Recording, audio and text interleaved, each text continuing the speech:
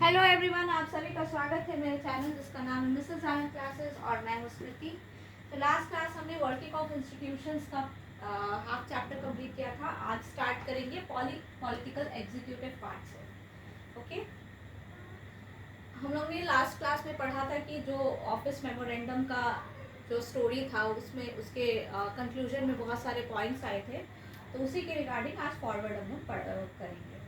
Thus, at different levels of any government, we find functionaries who take day-to-day decisions but do not exercise supreme power on behalf of the people. All those functionaries are collectively known as the executive. देखिए, political decisions जो होता है, political decisions जो होता है वो कौन लेते हैं? फंक्शनरीज लेते हैं।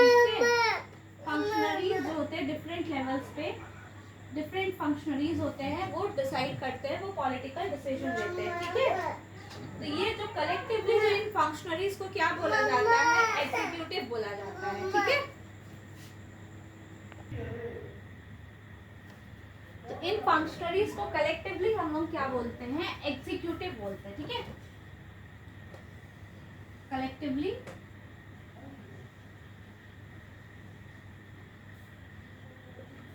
एग्जीक्यूटिव बोलते हैं। क्या बोलते हैं? एग्जीक्यूटिव बोलते हैं। जो ये फंक्शनरीज होते हैं वो सारे डिसीजंस को कैरी आउट करते हैं। ठीक है, all these functionaries, thus at different levels of any government we find functionaries who take day to day decisions. तो different levels पे different functionaries है। इन collectively इन functionaries को हम लोग executive बोलते हैं। ठीक है, they are called executive because executive क्यों बोला जाता है? क्योंकि ये execution करते हैं टास्क का।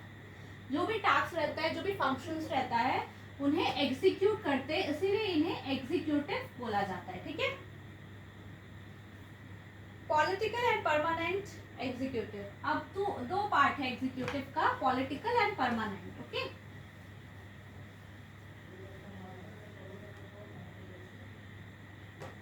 एग्जीक्यूटिव का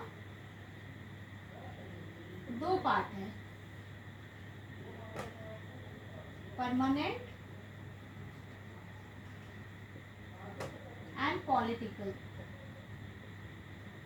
ठीक है, one that is elected by the people for a specific period is called the political executive। जो specific period के लिए citizens या people elect करते हैं। ठीक है, specific period, कोई specific period होता है, जैसे 5 years हुआ तो 5 years के लिए इनको elect किया गया।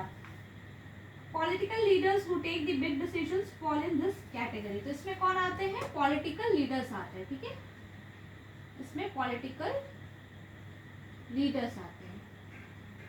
ठीक है, in the second category people are appointed on a long term basis. इसमें क्या होता है? लॉन्ग टर्म बेसिस पे होता है। जो हमारे सिविल सर्वेंट्स हैं, यूपीएससी एग्जाम देके क्लियर करके जो इस जगह पे पहुंचते हैं, तो उन्हें क्या बोला जाता है? परमानेंट एग्जीक्यूटिव बोला जाता है। सिविल सर्वेंट्स, ओके, उन्हें क्या बोला जाता है? परमानेंट एग्जीक्यूटिव बोला जाता है।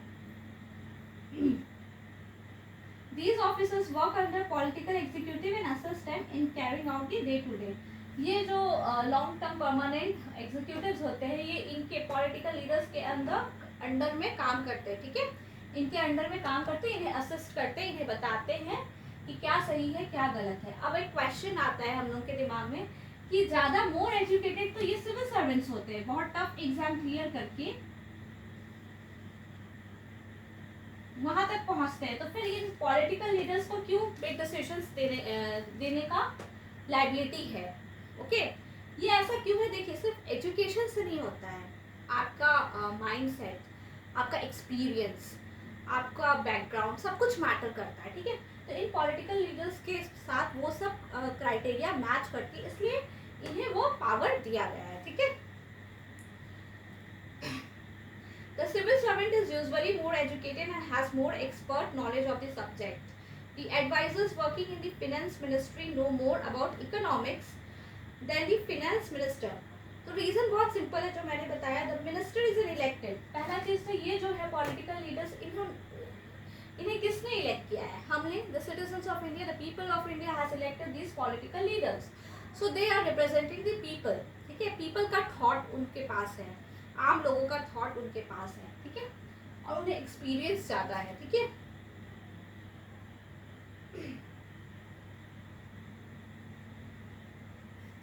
इसी कारण से जो डिसीजंस होते हैं, मेजर डिसीजंस, वो पॉलिटिकल एग्जीक्यूटिव लेते हैं। That is why the minister takes all these. He is finally answerable to the people for all the consequences of her decision. तो ये जो political leaders हैं, ये answerable होते हैं citizens के सामने, ना कि ये civil servants। ठीक है, इसीलिए इनको empower भी किया गया, इनको power भी दिया गया ताकि वो answerable हो सके। The minister decides the overall framework and objectives in which decisions on policy should be made. The minister is not and is not expected to be an expert in the matters of a ministry. The minister takes advice of experts on all technical matters, but very often experts hold different opinions. तो ये depend करता है। ठीक है, अब आगे देखते हैं prime minister and council of ministers. ये बहुत इंपॉर्टेंट पार्ट है, तो काइंडली थोड़ा सा अपना कॉन्सेंट्रेशन इधर लगाइएगा आप सभी students.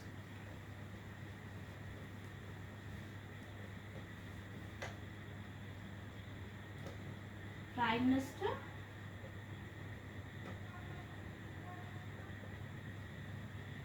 and its Council of Ministers. Okay.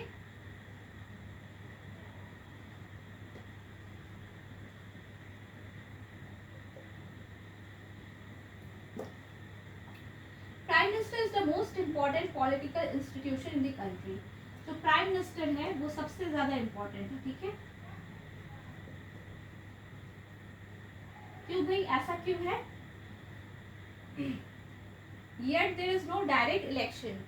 ये इम्पोर्टेंट है बट इनका कोई डायरेक्ट इलेक्शन नहीं होता है। The president appoints the leader of the majority party or the coalition of parties that commands a majority in the Lok Sabha as prime minister. तो prime minister किसे choose किया जाता है? जिनके पास मेजोरिटी ऑफ सपोर्ट है।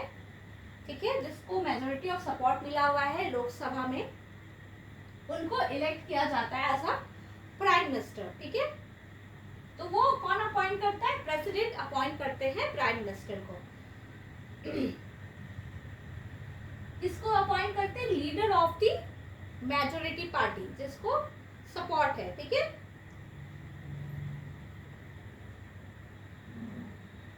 The Prime Minister does not have a fixed tenure. He continues in power so long as he remains the leader of the majority party or coalition. तो prime minister का कोई fixed period नहीं है। ठीक है, इनका कोई टेन्योर नहीं है हमारे कंट्री में। ठीक है, ये कब तक अपना टेन्योर एंजॉय कर सकते, कब तक अपना ऑफिस एंजॉय कर सकते? जब तक he is the leader of the party, majority party के जब तक वो लीडर है तब तक वो अपना ऑफिस एंजॉय कर सकते हैं। ठीक है, अब काउंसिल ऑफ मिनिस्टर्स क्या है? Council of ministers is the official name for the body that includes all the minister. It usually has 60 to 80 minister of different ranks.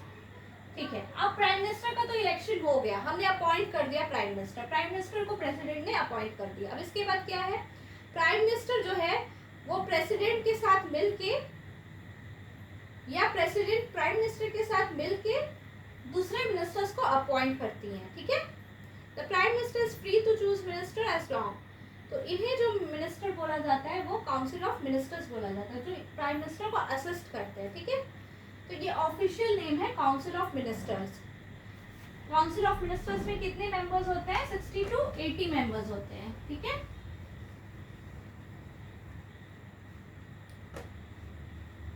Council of ministers में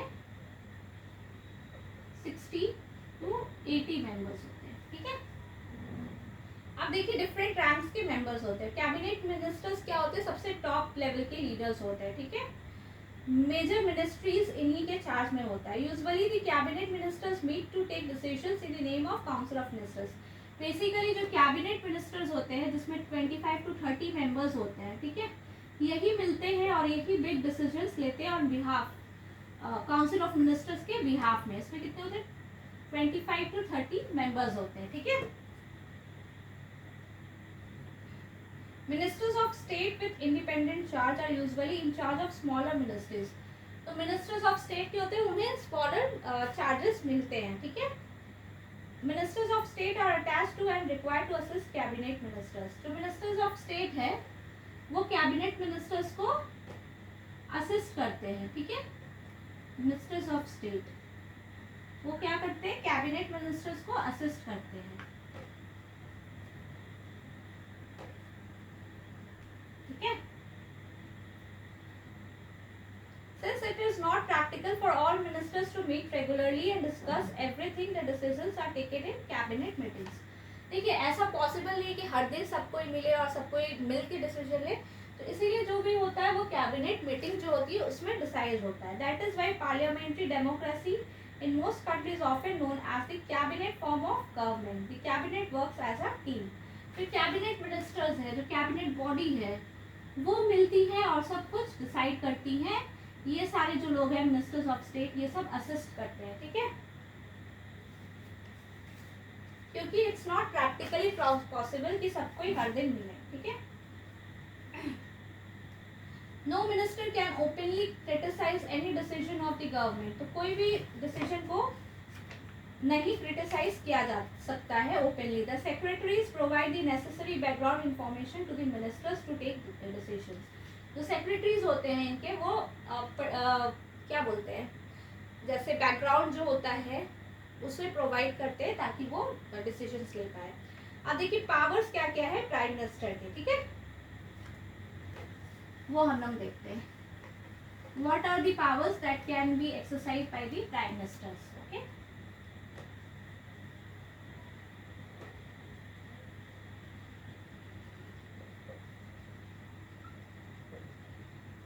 first of all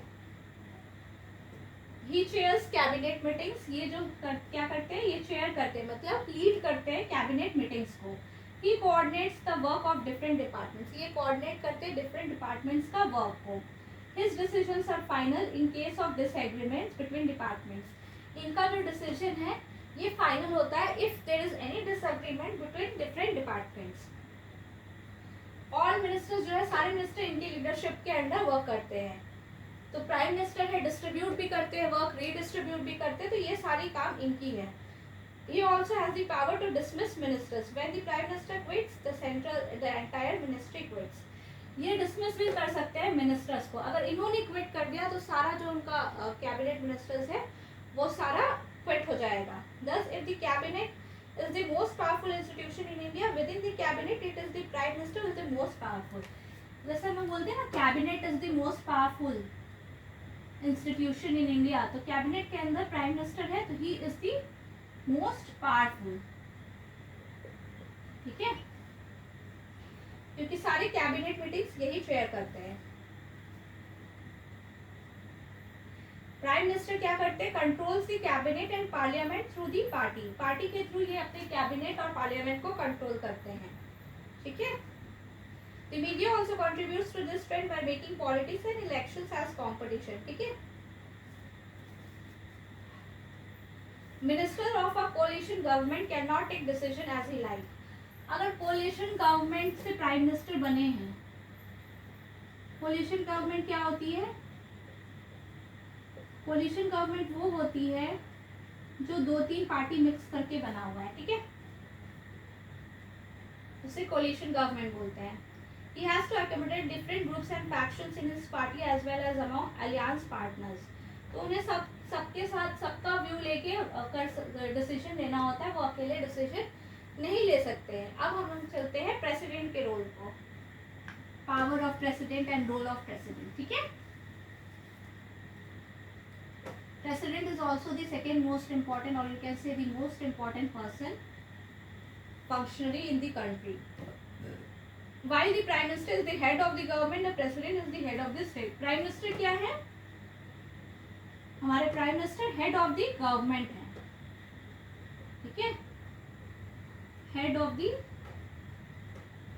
government, और president head of the state,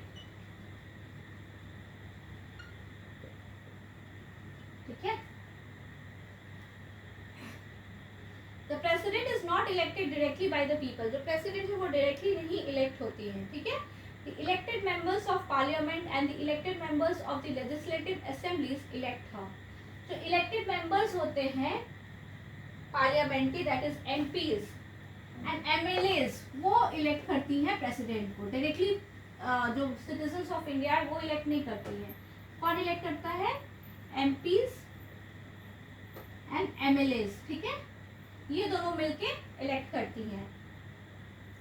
a candidate standing for presidents post has to get a majority of votes to win the election. जो इस position के लिए खड़े हो रहे हैं उन्हें मेजॉरिटी ऑफ वोट्स चाहिए, ठीक है। The president can never claim the kind of direct popular mandate that the prime minister can. This ensures that she remains only a nominal executive. तो ये इनका nominal power है, ठीक है। All governmental activities take place in the name of the president. जो भी governmental activities है वो किसके नाम पे चलती है? president के नाम पे। ये इनका power है, ठीक है। powers में क्या है? जो भी governmental एक्टिविटीज होती हैं वो प्रेसिडेंट के नाम पे होती हैं, ठीक है।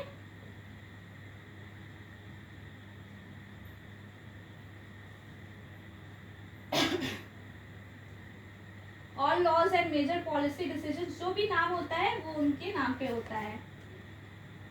ऑल मेजर अपॉइंटमेंट्स जो मेजर होते हैं वो प्रेसिडेंट के नाम पे होते हैं। The chief justice of India, the जजेस of the supreme court, the high courts of the states, the governors of the state, election commissioner, ambassadors to other country, all international treaties and agreements are made in the name of the president. President is the supreme commander of the defense forces of India. जो हमारा president है वो supreme commander होता है defense forces का India में, ठीक है। supreme commander of the defense forces, तो इनके पास भी बहुत सारे पावर है, ठीक है।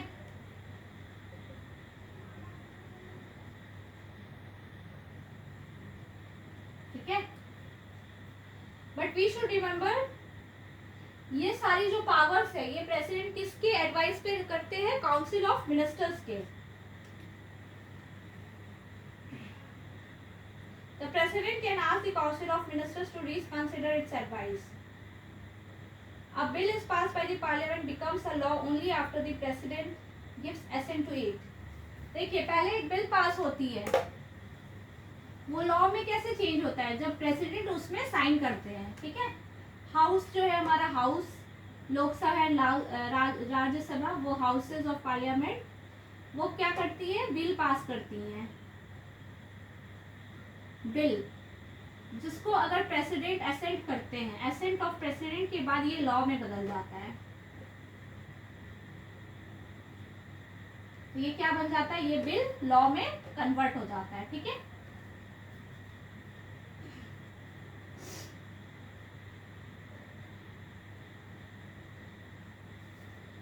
When a party or coalition parties secures a clear majority in the election, the president has to appoint the leader of the majority. ये तो हमने पढ़ लिया था। अब इसके आगे देखते हैं द जुडिशियरी। ओके, जुडिशियरी में क्या रोल है?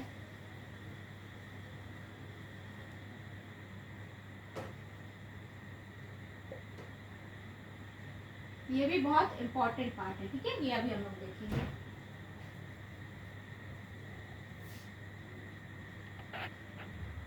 अब हम लोग को जुडिशियरी क्यों चाहिए होता है? हमने जो ऑफिस मेमोरेंडम वाला स्टोरी देखा था 1989-1990 का, उसमें देखा था जो डिस्प्यूट आया था वो किसने सॉल्व किया था? डिस्प्यूट जो लास्ट में आया था ओपिनियन पे, उसे सुप्रीम कोर्ट ने सॉल्व किया था। तो सुप्रीम कोर्ट का भी बहुत बड़ा रोल है, ठीक है। That is why independent and powerful judiciary is essential. तो ये इंडिपेंडेंट और पावरफुल जुडिशरी बहुत जरूरी है हमारे इंडिया में या किसी भी डेमोक्रेटिक कंट्री में, ठीक है।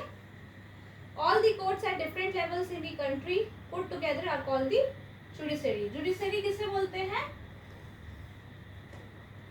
सारे courts, all courts,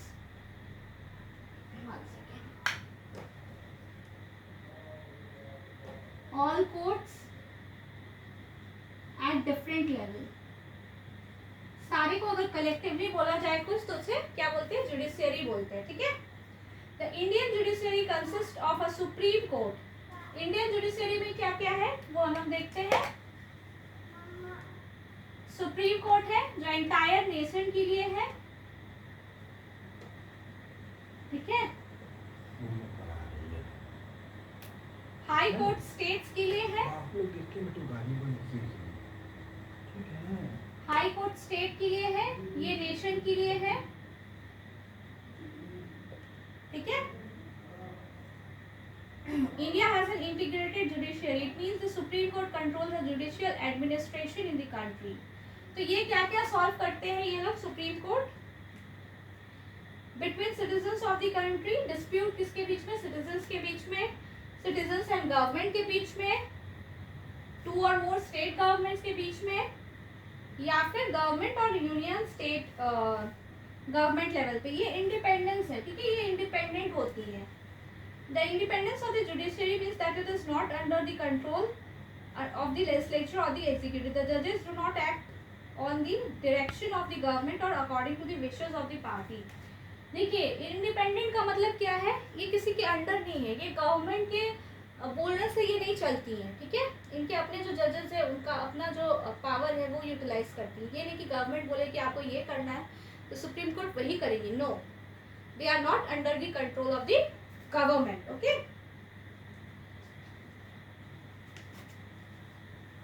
The judges of the Supreme Court and High Courts are appointed by the President on the advice of the Prime Minister. तो यहाँ के जो जजेस होते हैं कौन अपॉइंट करता है, प्रेसिडेंट ऑफ इंडिया, ठीक है। किसके एडवाइस पे, advice of PM, that is prime minister के एडवाइस पे, ठीक है।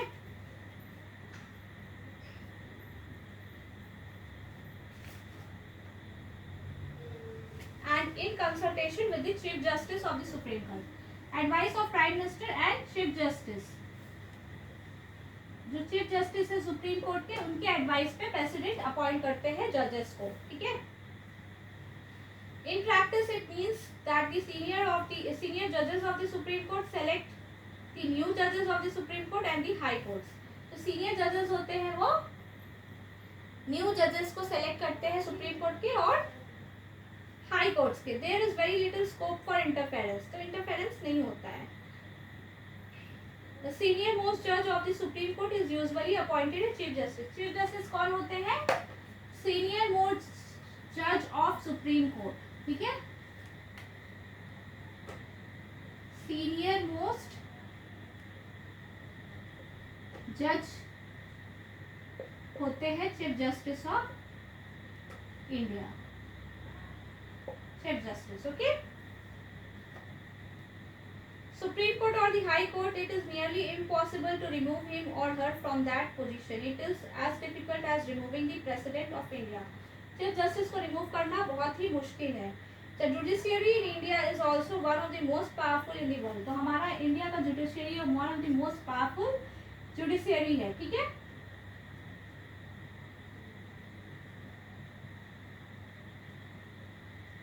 Courts have the power to interpret the constitution of the country. तो courts का power है कि constitution में changes ला सकती हैं, ठीक है। They can declare anything invalid, any law of the legislature, whether at the union or इतना, मतलब कोर्ट के पास पावर होता है किसी लॉ को चेंज करने के लिए, ठीक है। Thus they can determine the constitutional validity of any legislation or action of the executive. This is known as the judicial review. Judicial review क्या होता है, किसी भी लॉ को वो इनवैलिड डिक्लेयर कर सकते हैं, वो चाहे यूनियन लेवल पे हो या फिर स्टेट लेवल पे हो, ठीक है। The supreme court of India has also ruled that the core और basic principles of the constitution can not be changed by the parliament. Supreme court में क्या है, बेसिक जो रूल्स है, ठीक है, पार्लियामेंट का, वो बेसिक रूल्स है, प्रिंसिपल्स है कॉन्स्टिट्यूशन का, वो पार्लियामेंट चेंज नहीं कर सकती है, ठीक है। The powers and the independence of the Indian judiciary allow it to act as guardian of the fundamental rights. जो इंडिपेंडेंस है इसका, ये क्या करती है, एज अ प्रोटेक्टर या फिर एज अ गार्जियन एक्ट करती है फंडामेंटल राइट्स ऑफ इंडिया का, ठीक है। We shall see next chapter में हम लोग इसके बारे पढ़ेंगे, ठीक है। Anyone can approach the courts if public interest is hurt by the actions of government. This is called public interest litigation. देखिए कुछ भी ऐसा पब्लिक इंटरेस्ट हर्ट होता है तो कोई भी कोर्ट, सुप्रीम कोर्ट में जाके केस कर सकता है, इसके अगेंस्ट बोल सकता है। इसको क्या बोलते हैं? Public interest litigation. क्या बोलते हैं? Public interest litigation.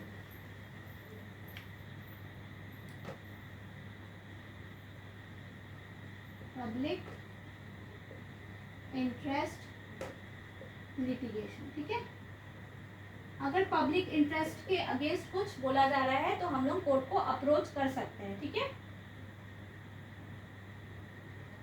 The courts intervene to prevent the misuse of the government's power to make decisions.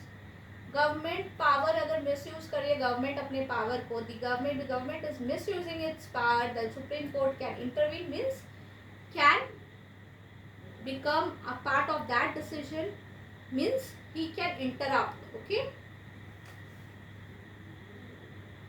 इसी के साथ ये चैप्टर कंप्लीट होता है। Hope you have enjoyed it and understood it, और ये इन्फॉर्मेटिव था आप सभी के लिए। So if it's informative and useful for you guys, kindly subscribe to my channel Mrs. Anand Classes and share with your friends more and more videos, since this is the second last chapter of this political science book. The last chapter will be shared with you all very soon. Thanks.